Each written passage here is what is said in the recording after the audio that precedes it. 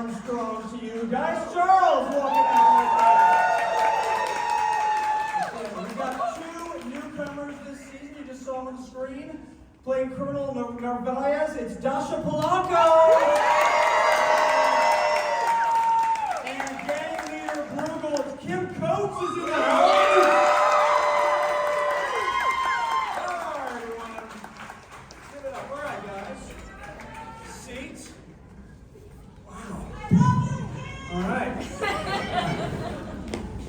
As far as I understand, Dasha is not going to make us all fight in a ring to prove ourselves. I told her I was worth 20 moderators. I don't think she believed me. So we'll see what happens to that. Prove it. Yeah, prove it. First off, Lauren, I just want to make sure we're clear. The scene we just saw in the episode of Jeffrey eating those cockroaches, is that the infamous scene where he wasn't wearing his glasses and instead of eating the fake chocolate cockroaches, ate the real cockroaches? Yeah, I think it's okay that I revealed this. Yeah. He was really happy about it, as you might imagine. I heard he had like cockroach legs coming out of his mouth and stuff. Yeah, I think he's still getting them out. That's why he's not here. Amazing. Scott, let's just talk about the structure of season 2 a second. He was like, these don't taste good. You were surprised by that? Because they said that they were going to taste okay. Right, yeah. And they weren't. They did not. That's That's how you know you're eating a real cockroach, people. So you have a little time jump here, not a big one. 1 year time between end of season 1, start of season 2. Why the little bit of time here between when we left off in season 1? And I wouldn't even put it down to a year. Okay. It's a little more ambiguous like that. Okay. Time on The Walking Dead is pretty ambiguous, as evidenced by Carl. It just is. Because the step between Maggie and Herschel, there was like a whole life that happened. Maybe not a whole life, maybe a few months, but they were able to reestablish themselves. And, that was why they went through everything they went through in the first season. Negan, on the other hand, just had to be a little more worn down before he would do what he did. We had to reestablish ourselves so we would never argue as mother and son. Yeah, raising a teenage son is simple, let me tell you. There's never any problems there. Lauren, so obviously Scott and Eli Jornet, your showrunner and the writers, they're getting down and dirty with the story, but obviously you have a lot of ownership of this character, and in addition to being executive producer and more, which we'll get into in a minute. But what was important for you for season 2? Where did you want your character to go, and what did you want sort of the themes to explore with Maggie? I really wanted to support new directions for the show. We all were with our show for a long time, and a big part of why we did these spin-offs was to try new things and to, in this show in particular, showcase New York and showcase a dead city. How good does it look? How good does it look? That's such a funny thing to say, but it really does. And to also take our characters into the heart of darkness. And I think that something that a smaller cast than we had in the old show allowed for. Did the old show have a big cast? I didn't notice. Just a couple. It sort of allowed us to go to darker places, and I think that something that Eli had wanted to do this year was to unpack this dynamic of raising a teenager and power and control, and how there's huge examples of that in the world that we'll see with the Dama, who has not got good planning. I'll just tell you that right now. But then there's also the panic of a parent who's in control of their teenage child, and the influence, sadly, of people that can enter their lives before a good influence might. And so these were ideas. I turn up and read things and say, that sounds interesting, let's try it. So I'd like to, just give credit where credit's due, but it was exciting, yeah. So how do you work with Logan Kim, who plays Herschel, in terms of establishing that relationship and the love and the frustration that comes with a parent and a teenage child? I just have to, when I was at the back just catching the end of the episode again, and remembering what a powerhouse he is. He's so good. And it was just, he has so much emotion, and Logan's able to bring, you've seen all of us and Lucille, these people embody all the trauma that the apocalypse can put on someone. But for someone as young as Logan to come in with like an emotional intensity like that, as a child who's lived through the apocalypse might have done, and definitely one who's seen his mother repeatedly be locked in the trauma of this Negan relationship, I think that he just does such an amazing job, and we had an amazing time working together on that, and me too, yeah. Guys, want to ask you about, I mentioned Colonel Armstrong now. So Get it right. There been some changes here, but tell me how your character has changed since we last saw in season 1 and what we're going to see sort of in season 2 with this new direction. Yeah, well, I feel like season 1 we saw a lot of the law and order and just the hardliner, and I feel like in this season we finally get to see Armstrong's heart. You know, we get to see that he's a family man. We get to see kind of like why he is the way he is, what he's protecting, and you know, hopefully that kind of opens up his perspective a little bit more to the audience.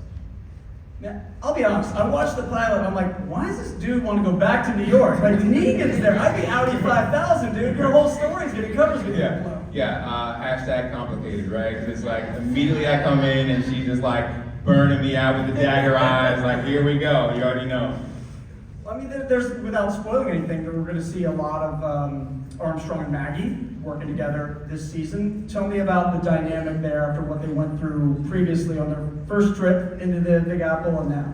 Yeah, well, it's funny because, like, from my character's perspective, the first time I met her in season 1, like, I didn't know who she was. Like, I'm like, who's this? Like, I'm chasing this guy, and like, there's this woman with her. What is she doing? So finally, like, getting to know, like, oh, I think if anything, the audience knows because the audience has been watching the show for, I don't know, what, 11, 12 years or something like that? 15, excuse me, you know? And so it's like, my character finally gets caught up on the history, and yeah, we have some funny moments where actually, I mean, she calls me out, or she calls Armstrong out a lot, and then I have my moments where I get to call her out, like, what's up with y'all two? Like, you know, so it's pretty cool. What's it like from your perspective, Lauren? It was so much fun. I was just thinking about, it's funny because I don't want to jump ahead to future episodes, and some of my anecdotes are from future episodes, but no, it was amazing. It was great too because we didn't know, what our story would be or how we'd be working together this season, and it's these two. They both have like pretty good ideas a lot of the time, but never at the same time. Yes, like we're very strong-willed, strong ideas, and like we actually kind of butt heads a lot. But we're working together. We got a plan. And working with you is really, I mean, the scene, which I'm now realizing is an episode 2, but you know the one. Yeah. You'll see it. You'll get there. Always a tease there. Kim, I'm obsessed with Bugal, and once you guys see more of him, you'll understand why this season. I know we got a little taste in episode 1, but we get a lot more. And what I love about him is, as you guys see, he's ruthless. But he's also kind of like, I don't know, he's almost like a dandy in a weird way. Like he's got this affectation and this look and this style. Tell me about finding this character. I'm just trying to figure out how to sit on these chairs. No, I swear to fucking God, I don't know where my legs are. I don't know where to put my nice shoes. The big man. I feel like I'm 5 years old. What was the question? No, look. I appreciate what you said, brother. And I'm just trying to tell all you guys, because my castmates know this. I'm just so grateful to come into this world. I mean, you want to talk about, Lauren said 15 years of The Walking Dead. You know, when I started Sons of Anarchy, in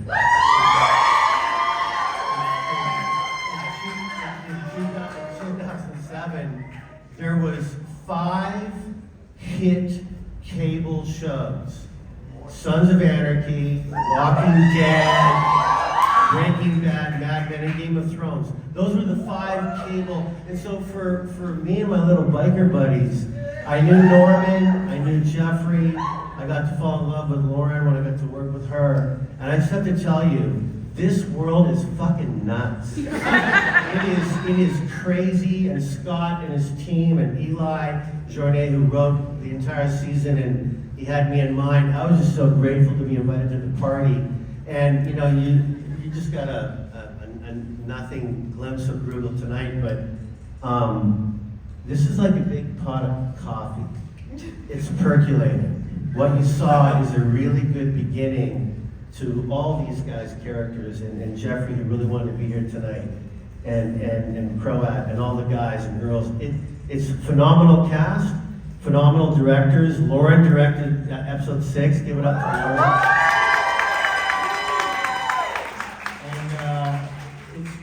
It's really cool for me to go from like motorcycles to zombies. It was really cool. And I have to say, Bugal, you know, the show's been on 15 years. There's been a lot of other shows we've done. Bugal is one of the most unique, distinctive, hilarious, horrifying villains we have had on the show. It's very hard to do, you know, after 15 years. And Kim nailed it. Thanks. I want to go back to the question in terms of what did they give? What sort of roadmap did they give you for the character, and how did you sort of create it with the look, the voice? I mean, everything. Yeah, I mean, Eli, true story. So my people call me, and Walking Dead, spin-off Dead City. There's a character, Eli's thinking of you, and I said, well, I have to read something. So they sent me the first episode for the pilot, and then the 4th episode where Ruger really starts to come in to play with these guys. And I'm telling you, I stopped reading and I went, this was kind of written for me. He's a dink. He's just a really conniving prick. He's so funny and will never give up, and he's a coward. Like you know those rich cowards, but they're smart. So it's fun for me to really dive into it. I remember Lauren once came up to me. She started seeing some of my dailies early, and she went, "You're fucking funny. You're really funny." I went, "Yes." So just watch. You're gonna, yeah. It's funny how you talk, because I was thinking about that, Kim, how like back in the day, you know, in Comic-Con, we have our Entertainment Weekly Comic-Con suite across from the convention center. And you were right. I was hoping for more applause for that. Yeah, please. All right, thank you.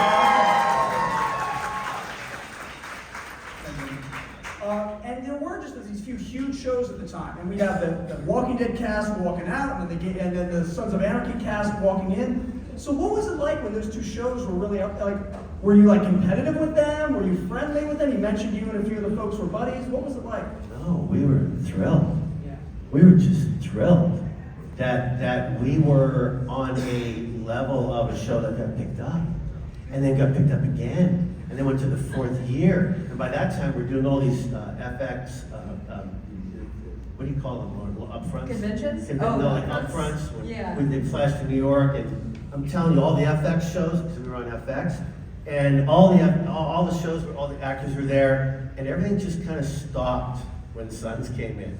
Like everyone just kind of went, oh my God, they're here, and we were kind of scary, and good guys though, no, nothing but respect for The Walking Dead, that's for sure. That's awesome.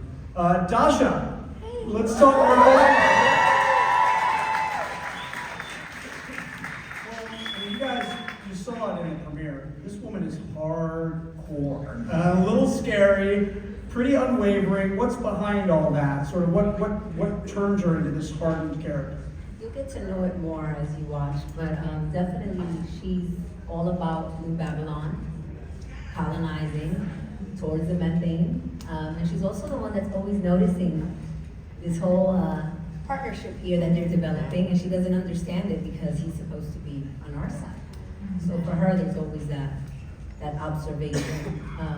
But it was great walking into this world. I'm a fan, of course, and being along these amazing individuals, actors, people. I was very geeked out at the time, and also scared because there was actually walkers around. I'm like, is this really happening? So it's also surreal. Yeah, how familiar were you with the franchise when you later Well, I became- started watching back when it started, and when I got the call, I was at a Knicks game. And they actually, I was at a Knicks game, and they actually saw me, and they showed it on the screen or whatever. And we got the news then, and I got the news then, and it was meant to be. And also, the first day I was on set was the day that we had the solar eclipse, which is April 8th. And I was like, this is supposed to happen. This is all about timing. What are the chances I'm gonna shoot on my first day and there's a solar eclipse? Remember? Yeah. So, it all tied up.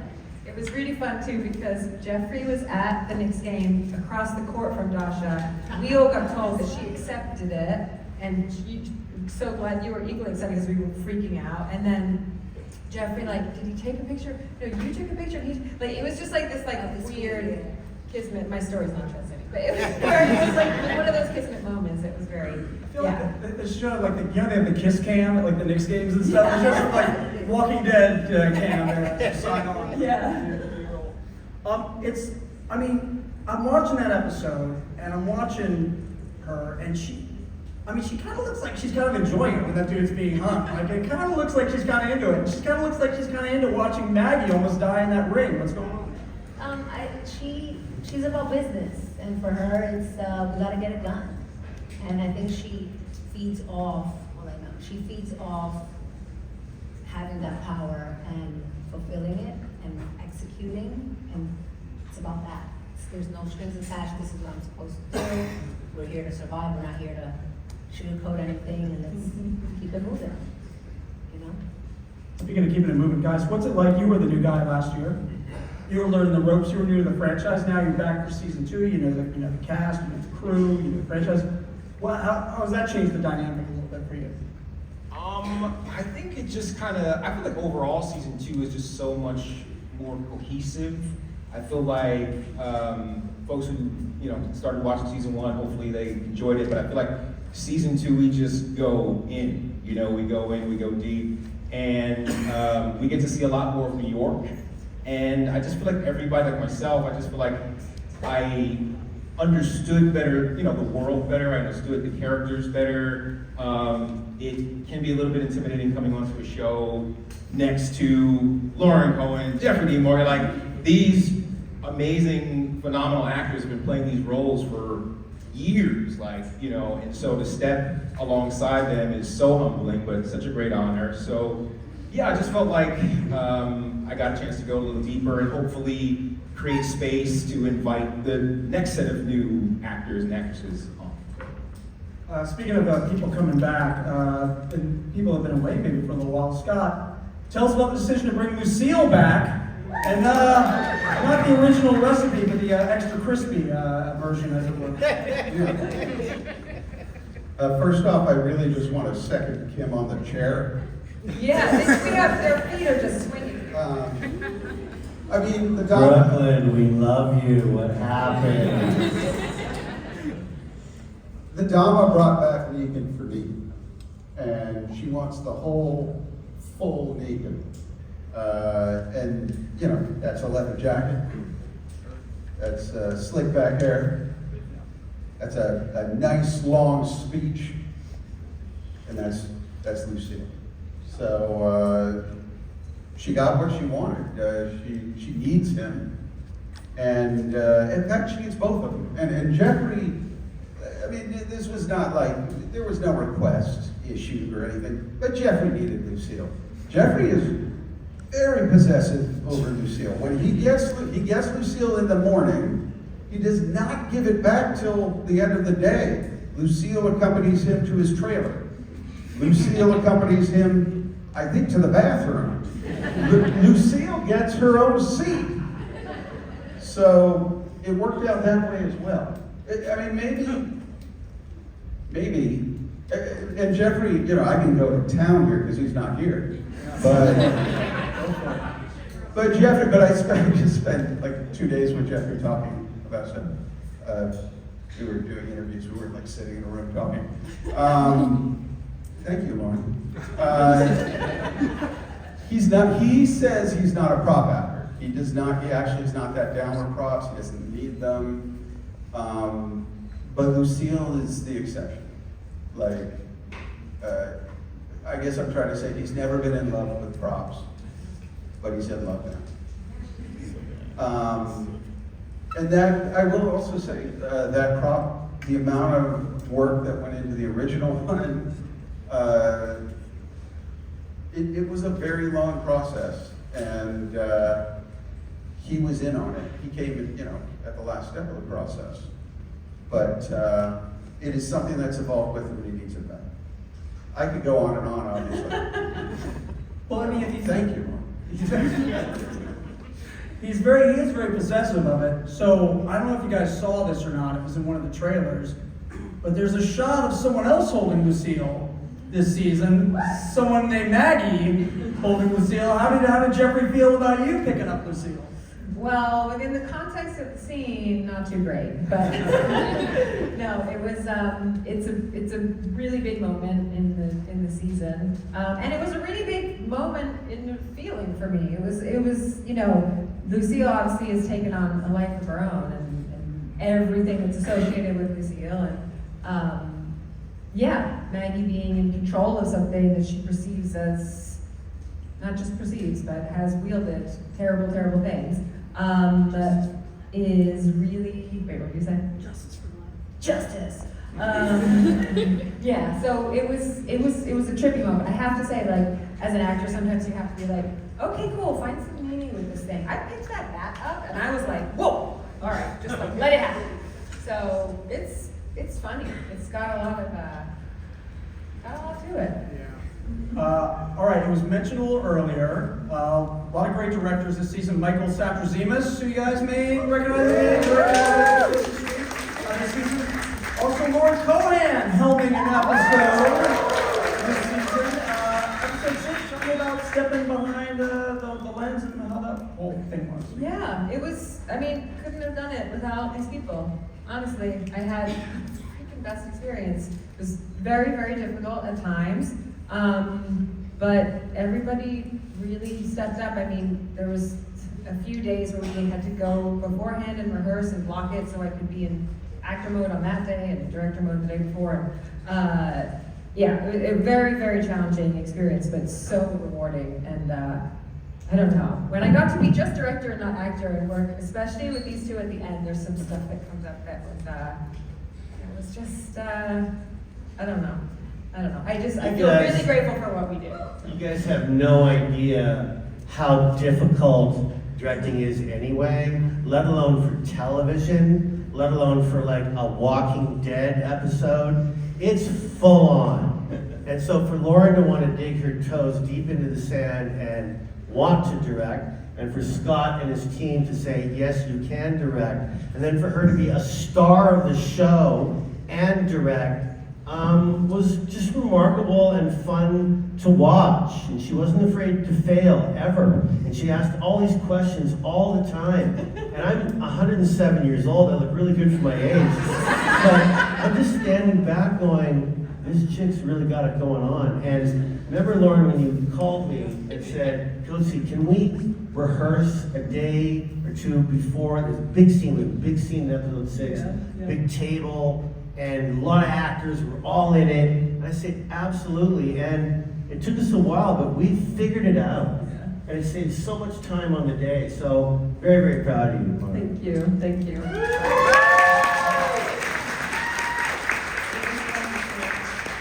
were a lot of scenes that had steady cam, moving camera, moving action, and trying to capture all these things and stay in the moment. But one of them, speaking just to Kim's comedy genius, was in the very beginning of episode 6, and he's riffing the whole time. It's Bugal introducing the group to his lair, and it was so difficult to stay in character because he's so much funnier than anybody expected Bugal to be able to. It was great. And then in the editing room, wanting to have all of it in there, and then having to choose was torture. But yeah, there was Really fun.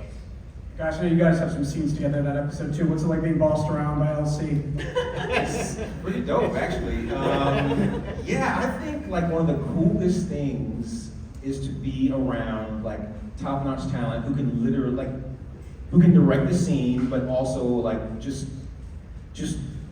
direct the scene and act the scene. So there's scenes where it's like, she's calling action and then she's like stepping into it, and then like we're going at it, and it's just like, what? It's amazing. It's amazing to be a part of. It's a gift if you ever get to work with somebody like that, and it was an absolute pleasure. What I was a little surprised by is that, Scott, usually when someone's going to come in and they're directing for the first time, they're cast, you think you want to give them a light episode in terms of what they're acting in. it's not really the case. How did you guys determine that there was an eeny, meeny, miny, mo? Like, how'd you end up with this episode? It had to do with a few different factors, but I have to add in another thing. Not only is it a difficult episode, which by the way turned out amazing, it was moved up, right? Yeah. It was supposed to be. Explain what that means. We were supposed to shoot it a little later in the production, but we had to move it up because of just weather stuff. No. This is what happens, Scott. Uh-oh. Bugal has to play one-man bridge.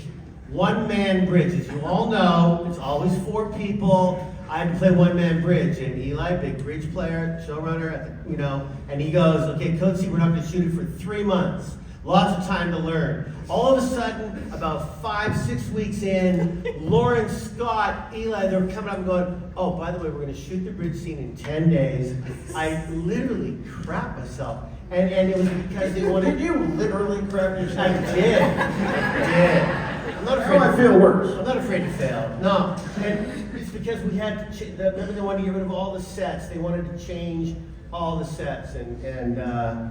And we did it, Lauren. We You did. learned to play, not just play bridge, but play bridge to the power of 4. Did I? As you said. It was literally, and with a lot of dialogue. And it was That was with you guys. That was with you. Yeah, I was gonna say, like, what people don't realize is, like, you're not just acting and playing, but you have to do the continuity because the cards have to be the same. No, because it's like they have to cut and edit, so he has to track the cards and he's playing, and then we're acting the scene, and Lauren's stepping in and directing. It's great. I can't wait for y'all to see it. Yeah. It's a fun scene. It's a fun episode. Hey, Scott? Yes. Episode 6, that's when things really take that final turn coming home. Can I give anything away? I mean, you're talking about a different series, right? Sure. Yeah. This is not a joke, though it makes no sense. Kim and I are on the same episode of Ride with Norman Reedus. I thought you were talking about the go-karting. Yeah, Scott, are you on a motorcycle? That'd be a no. Sidecar? Sidecar? That's all the executives at AMC. Yeah. You're in the sidecar right now. Yeah. We're in go-karts. I hope that's not spoiled.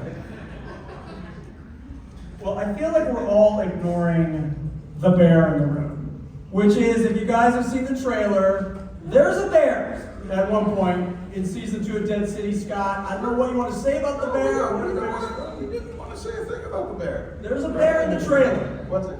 But then it was in the trailer, so we're allowed to say it now. Well, I mean, we're not going to doubt the existence of the bear. We're just not going to get... Well, I saw a bear, but it might be like a Rorschach. You know, a lot of things. Maybe people see different things. I mean, it depends if you're left brain, right brain. There's so many ways to perceive this. You want to leave your questions as to what on earth is going on there. Yeah. Well, we're looking forward to seeing what happens there. We don't have a lot of time. Just killed her question, sorry. Yeah. Get into the sidecar. There's a bear there and there. If Dolphins used to anything over the last, 10 years, it's me killing some questions. Yeah, that's true. It's the master. There's no doubt. I'd like to go down just sort of a line. Let's start with Kim and come work back. Just like any sort of fun day on set or great memory you have from season 2. It could be something fun. It could be like Jeffrey eating the cockroaches. Could be a gorilla in a pink tutu. It could be anything. Anything that you like a day on set, just a great memory you have from filming season 2. No, kidding. Nothing. Moving on, Dasha. No, I really mean this. I don't have favorite. I just had the greatest time on this show. You guys have just been a lot. No favorites. From the cast to the crew, being in Boston, and as Guy said, it's more New York feeling than ever. Lauren directing, Eddie and Mike. I mean, honestly, just a great fun time. And they just let me go to do my thing. And I'm always grateful when that happens. So that's it. It's awesome. Dasha, what do you got? I actually enjoyed working throughout the whole season. They really welcomed me. I was living in the moment, and it was amazing to be around everyone, walkers or not walkers, or it was just a team in front of the camera and behind the camera. So That's the number you're going to take for season 2. I think actually the next episode, I was trying to actually figure out, because when you're making it, it's like it all starts to run together. So I was like, where does episode 1, like what's the end of episode? I was like, oh, episode 1 ends there, and then we go to episode 2. So for me, it was like episode 2 when stuff starts blowing up, basically. And there's a lot of fire and a lot of pyrotechnics, and I just remember being on set that day thinking like, well, how are they gonna do this? And how are we gonna, is it gonna be? And it was just so well done, so safe, so smooth, and I can't wait for you guys to check it out.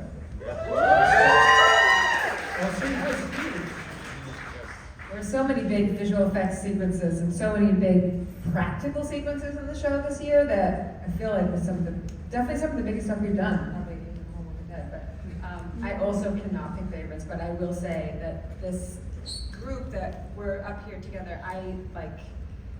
you leave something and you go and do something new, and then you feel at home and you feel like in your optimum creative playground with people, and that's the best thing that you can ever hope for, and that's what we definitely had. Yeah.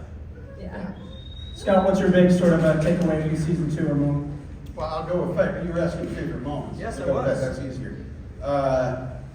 I jump between the different productions, and I'm in LA a lot. So when I go to a production, even when I went to The Walking Dead the first time, I'm just like looking around in awe. I'm still very, very much a fan of all this. And so I've been seeing like dailies coming in, but you show up on set and you're just like, oh my God, I can't believe this set, I can't believe this. And I'm sort of just like looking around at everything and all. And I've never met Kim.